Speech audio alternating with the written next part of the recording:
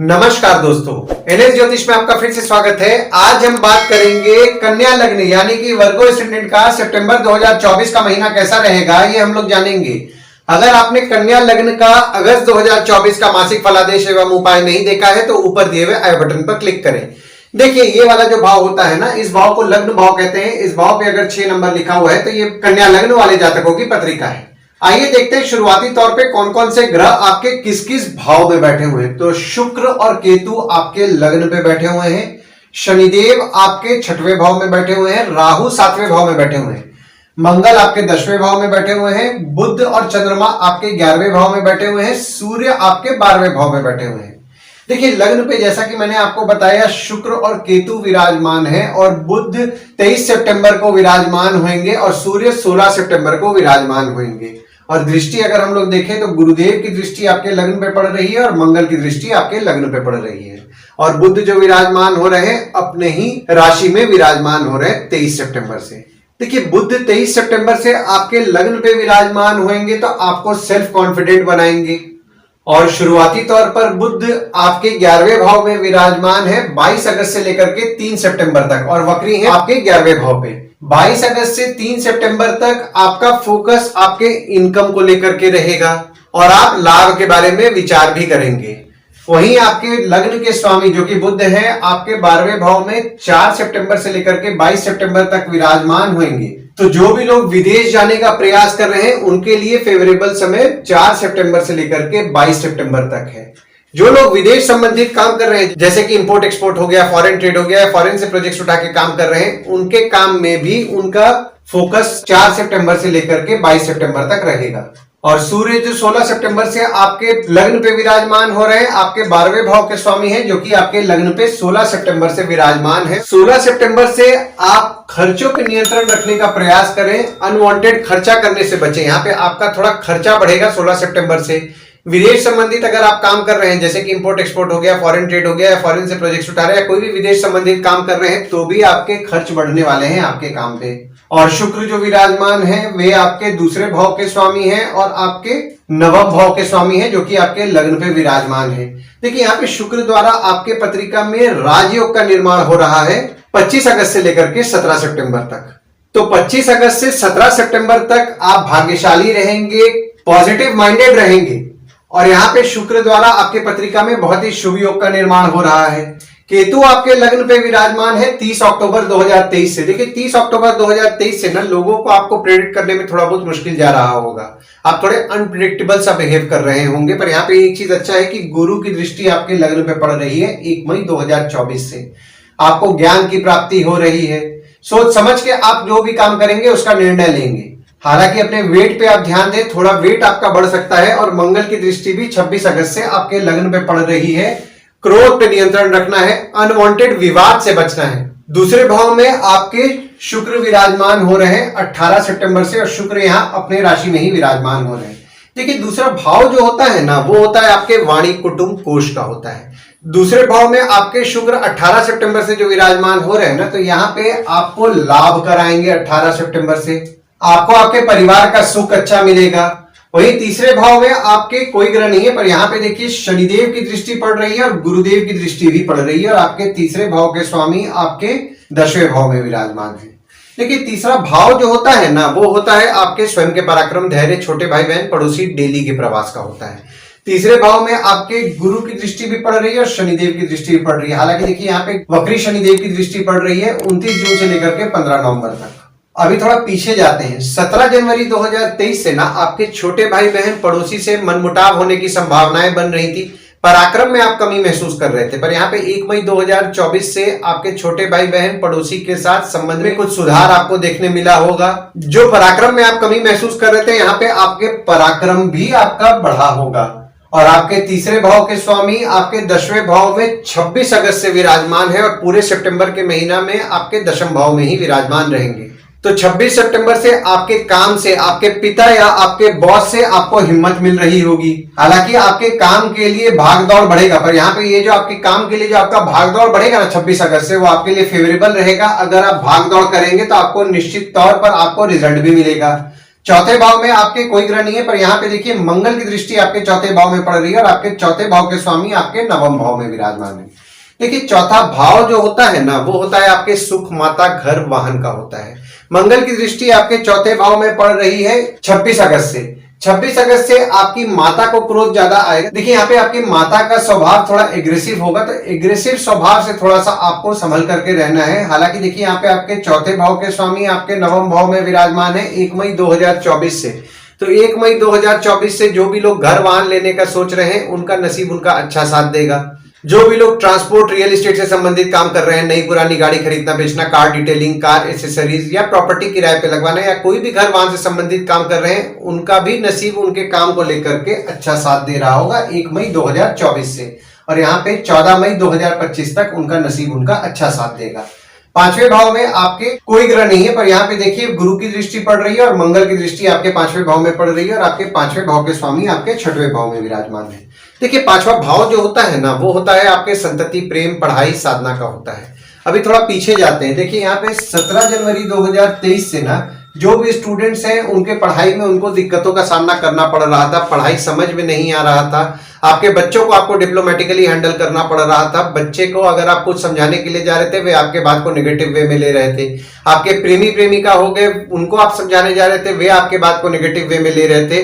पर गुरु की दृष्टि जब 1 मई 2024 से पड़ने लगी, तो यहाँ पे देखिए जो स्टूडेंट्स हैं उनके पढ़ाई को लेकर के वे पॉजिटिव माइंडेड हो रहे होंगे और पढ़ाई में उनको मन भी लग रहा होगा। एजुकेशन संबंधित जो लोग काम करते हैं, यानी कि प्रोफेसर हैं, टीचर हैं, ट्रेनिंग इंस्टीट्यूट चलाते हैं, कोचिंग इंस्टीट्यूट चला रहे हैं, उनके काम में भी थोड़ी बहुत बाधाएं उनको उत्पन्न हो रही थी। पर यहाँ पे 1 मई 2024 से उनके काम में भी उनको सुधार देखने मिला होगा। और मंगल की दृष्टि भी आपके पांचवें भाव में पड़ रही है 26 अगस्त से। देखिए 26 अगस्त से ना आपके प्रेमी प्रेमिका हो गए, बच्चे हो गए, वे स्वभाव में थोड़ा एग्रेसिव हो सकते हैं। किसी भी किस्म का विवाद से आपको बचना है। आपके बच्चों की तबीयत थोड़ी बहुत बिगड़ने की जो संभावनाएं बन रही थी, उसमें भी आपको सुधार देखने मिल रहा होगा। आप शत्रु और विकारों के कारण चिंतित रह रहे होंगे। हालांकि देखिए यहाँ पे आपके पेट में दर्द की समस्या आपको थोड़ी बहुत हो सकती है। छठवें भाव में आपके शनिदेव विराजमान है और शनि द्वारा आपके पत्रिका में विपरीत राजयोग का निर्माण हो रहा है 17 जनवरी 2023 से और 29 मार्च 2025 तक यह विपरीत राजयोग का निर्माण रहेगा। और यहाँ पे आपके छठवें भाव में जो शनिदेव विराजमान है वे वक्री भी है 29 जून से लेकर के 15 नवंबर तक। देखिए यहाँ पे आपके शत्रु हो गए, कोर्ट केस हो गए, उस पे अगर आपका कुछ ना कुछ खर्च होगा ना, तो उससे आपको निश्चित तौर पर फायदा होगा, तो खर्च कीजिए। और अभी तो आपके शनिदेव वक्री भी हैं 29 जून से लेकर के 15 नवंबर तक। तो 29 जून से 15 नवंबर तक अगर आपको कुछ खर्च करके आपके शत्रु या कॉम्पिटिटर का आपको लग रहा है ना कि आप कंट्रोल कर पाएंगे, तो ये खर्चा आप कीजिएगा तो आपके लिए फेवरेबल रहेगा। क्योंकि देखिए विपरीत राजयोग जो होता है ना, उस समय कठिन से कठिन परिस्थिति में भी अपने साहस और पराक्रम से जातक अपने कठिन परिस्थिति को पार करता है और उस पर विजय पाता है।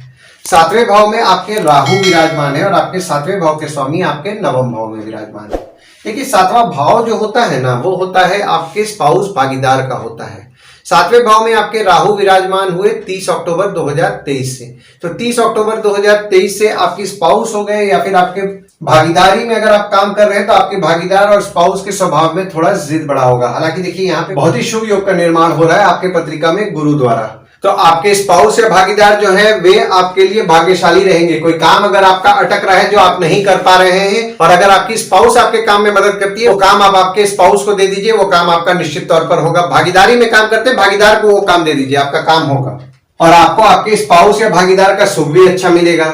अगर आपको कोई सलाह की जरूरत पड़ रही है ना, तो आपकी स्पाउस हो गए या फिर आपके भागीदारी में आप काम कर रहे हैं, उनसे सलाह लेना आपके लिए अच्छा रहेगा। आठवें भाव में आपके कोई ग्रह नहीं है, पर यहाँ पे देखिए आठवें भाव में आपके शनिदेव की नीच की दृष्टि पड़ रही है और आपके आठवें भाव के स्वामी आपके दशम भाव में विराजमान है।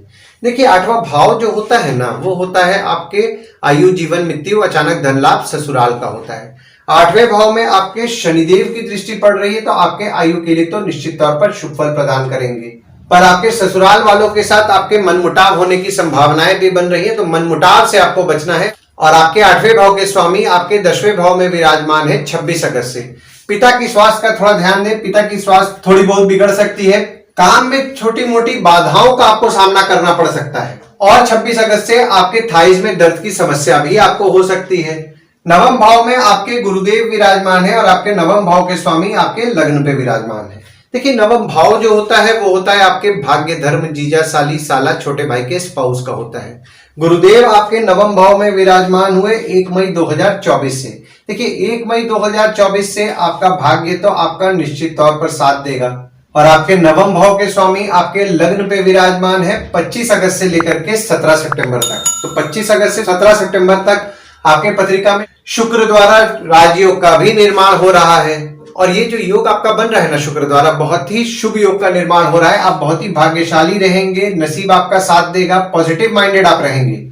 और वहीं जब आपके नवम भाव के स्वामी आपके दूसरे भाव में 18 सितंबर से विराजमान होंगे तो यहाँ पे आपके परिवार के सदस्य आपके लिए लकी रहेंगे। सेविंग्स करने में आपका नसीब आपका अच्छा साथ देगा। दशम भाव में आपके मंगल विराजमान है और दशम भाव के स्वामी आपके 11वें भाव में विराजमान है। देखिए दशम भाव जो होता है ना वो होता है आपके बॉस, पिता, काम, ऑफिस का होता है। मंगल आपके दशम भाव में विराजमान हुए 26 अगस्त से, तो देखिए 26 अगस्त से ऑफिस का महत्व आपका गर्म रह सकता है। बॉस और पिता को क्रोध ज्यादा आ सकता है। हालांकि देखिए मंगल जो आपके दशम भाव में विराजमान हो रहे हैं, जैसा कि मैंने आपको बताया, आपके तीसरे भाव के स्वामी हैं और आपके 8वें भाव के स्वामी हैं जो कि आपके दशम भाव में विराजमान हो रहे हैं। तो यहाँ पे देखिए आपके बॉस और पिता से आपको हिम्मत मिलेगी। पिता की स्वास्थ्य थोड़ी बहुत बिगड़ सकती है, तो पिता की स्वास्थ्य का आपको ध्यान देना है। और आपके दशम भाव के स्वामी आपके 11वें भाव में विराजमान है 22 अगस्त से लेकर के 3 सितंबर तक और आपके 11वें भाव में वक्री है 22 अगस्त से लेकर के 3 सितंबर तक। तो अगर आप अपना कोई काम में पैसा लगा करके काम बढ़ाना चाह रहे हैं तो आपके लिए फेवरेबल समय है 22 अगस्त से 3 सितंबर तक। क्योंकि देखिए एक तो आपके 10वें भाव के स्वामी आपके 11वें भाव में विराजमान है और मंगल भी आपके 10वें भाव में बैठे हुए, तो आप काम में मेहनती रहने वाले हैं। एक तरफ आप काम में मेहनत करेंगे और यहाँ पे आपका पैसा लगा करके आप जो पैसा लगाएंगे उससे भी आपको फायदा होगा। पहचान वाले लोगों से आपको काम मिलेगा, कम्युनिकेशन से आपके काम में आपको लाभ होगा।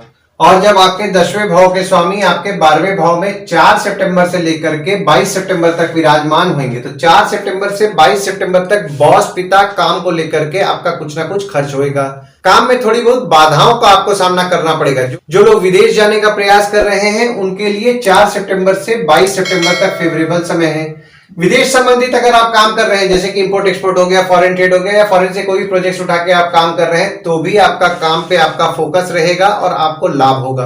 काम के लिए विदेश जाने का बहुत दिन से प्रयास कर रहे हैं, आपके लिए फेवरेबल समय रहेगा। और जब आपके दशम भाव के स्वामी आपके लग्न पे 23 सितंबर से विराजमान होंगे तो आप आपके काम पे मेहनती रहेंगे और काम को लेकर के आप वर्कोहॉलिक रहेंगे और आप आपके काम को इंपॉर्टेंस भी ज्यादा देंगे और काम में बहुत ही समझदारी और सोच समझ करके आप निर्णय लेंगे। 11वें भाव में आपके बुध विराजमान है और चंद्रमा विराजमान है 1, 27, 28 और 29 तारीख को। देखिए 11वां भाव जो होता है ना वो होता है आपके आय यानी कि इनकम, दोस्त, पहचान के लोग, कम्युनिकेशन, बड़े भाई बहन का होता है। 11वें भाव में आपके बुध विराजमान हो रहे हैं, जैसा कि मैंने आपको बताया आपके लग्न के स्वामी है बुध और आपके दशम भाव के स्वामी है जो कि आपके 11वें भाव में विराजमान हो रहे हैं। तो इनकम को लेकर के आपका फोकस रहेगा एक तरफ। दूसरे तरफ आप अगर पैसा लगा के बढ़ाना चाहते हैं अपने काम को तो बढ़ा सकते हैं।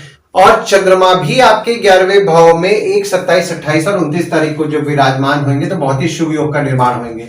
इस दिन खासकर 1, 27, 28 और 29 तारीख को आप शेयर मार्केट में अगर ट्रेडिंग कर रहे हैं तो आपको लाभ होगा। पहचान वालों से लाभ होगा, मित्र से आपके लाभ होगा, कम्युनिकेशन से आपके लाभ होगा और आपको काम करते करते कुछ ना कुछ नया सीखने भी मिलेगा।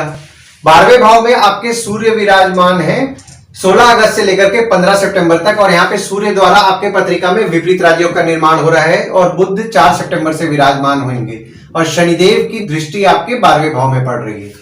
देखिए 12वां भाव जो होता है ना वो होता है आपके खर्च, जेल, फॉरेन, हॉस्पिटल, मोक्ष का होता है।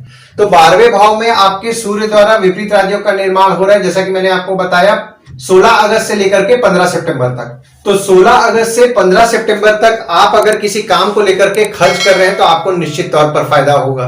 विदेश जाने का प्रयास कर रहे हैं, विदेश जाने का भी काम आपका होगा क्योंकि यहाँ पे देखिए आपके लग्न के स्वामी भी 4 सितंबर से आपके 12वें भाव में विराजमान हो रहे हैं और सूर्य द्वारा भी विपरीत राजयोग का निर्माण हो रहा है। तो आपके विदेश जाने में जो थोड़ी बहुत दिक्कतों का आपको सामना करना पड़ रहा था उसमें आपको राहत मिलेगा और आपका काम होगा।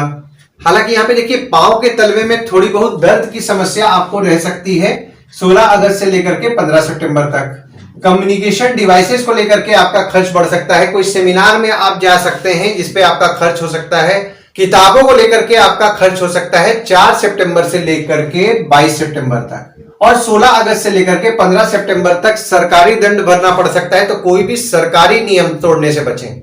आइए गुड डेट्स और बैड डेट्स के बारे में जान लेते हैं। तो गुड डेट्स वो डेट्स हो जाते हैं जिस दिन अगर आप कोई नया काम शुरू करना चाह रहे हैं, कोई कंपनी में आपके एग्रीमेंट हो रहा है, कोई कंपनी में आपके ज्वाइनिंग हो रहा है, या फिर अगर आप कोई नया सामान खरीदना चाह रहे हैं, कोई भी अच्छा काम करना चाह रहे हैं, तो इस डेट्स को आप कंसीडर कर सकते हैं। तो डेट्स हो जाते हैं 12 से 14, 17 तारीख, 18 तारीख, 22 तारीख, 23 तारीख, 27 से 29 तारीख। वही बैड डेट्स में अगर आप कहीं बाहर जाने का प्लान कर रहे हैं, कोई कंपनी में आपके एग्रीमेंट हो रहा है, कोई कंपनी में आपके ज्वाइनिंग हो रहा है, या फिर अगर आप कोई नया सामान खरीदना चाह रहे हैं या कोई भी अच्छा काम करना चाह रहे हैं, तो इस डेट्स को आप अवॉइड कीजिए। तो डेट्स हो जाते हैं 2 तारीख, 3 तारीख, 15 तारीख, 16 तारीख, 19 से 21 तारीख, 30 तारीख।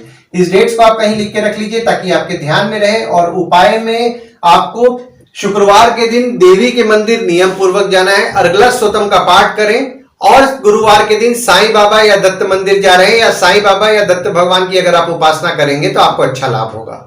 आशा करता हूं इस वीडियो में दी हुई जानकारी आपको पसंद आई होगी। अगर आप हमें YouTube पे देख रहे हो और ये वीडियो आपको पसंद आया हो तो इस वीडियो को लाइक कीजिए, चैनल को सब्सक्राइब कीजिए, नोटिफिकेशन बेल जरूर दबाइए। और अगर आप हमें फेसबुक पेज पे देख रहे हैं तो फेसबुक पेज को लाइक कीजिए और फॉलो कीजिए। धन्यवाद दोस्तों, कल फिर मिलेंगे एक नए वीडियो के साथ।